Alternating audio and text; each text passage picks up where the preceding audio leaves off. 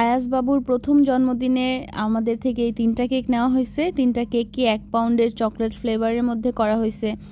এই সুন্দর কেকগুলোর জাস্ট হচ্ছে আমি কিছু ক্লিপ নিয়েছিলাম, ওইটাই শেয়ার করছি।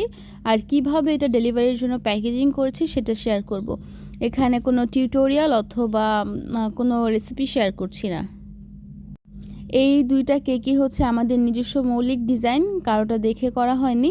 তবে এই যে এই কেকটা হচ্ছে একজন আপুর করা ডিজাইন দেখে করা হয়েছে। তবুও আমি এটা অনেক আগে করেছিলাম। প্রতিটা কেকই আমি প্রায় 3-4 বার করে এই পর্যন্ত করা হয়ে গেছে। আমরা সারাদিন কষ্ট করার পরেই সুন্দর সুন্দর কেকগুলো বানাতে পারি। সো আমরা সবসময় চেষ্টা করব যেন ডেলিভারির সময়ে আমরা প্যাকেজিংটা 100% দেই, যেন ডেলিভারির সময় কেকগুলো নষ্ট না হয়, কোনো ড্যামেজ না হয়। এই কেকগুলো আবার যদি নষ্ট হয়, রিটার্ন আসে, আমাদের ঠিক করতে হয়, তখন কিন্তু আরও বেশি প্যারা হয়ে যায়।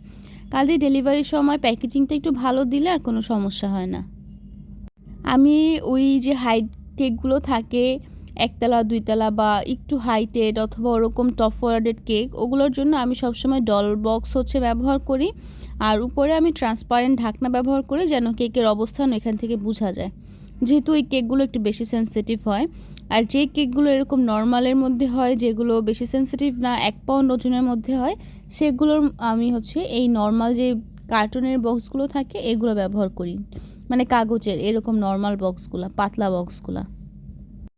যখনই 1 পাউন্ডের থেকে বেশি হয়, লাইক 1.5 পাউন্ড অথবা 2 পাউন্ড, তখনই আমি হচ্ছে হার্ড বক্স ব্যবহার করি। তো এই তো প্যাকেজিং করে এখানে একটা করে আমি নাইফ দিয়ে দেই।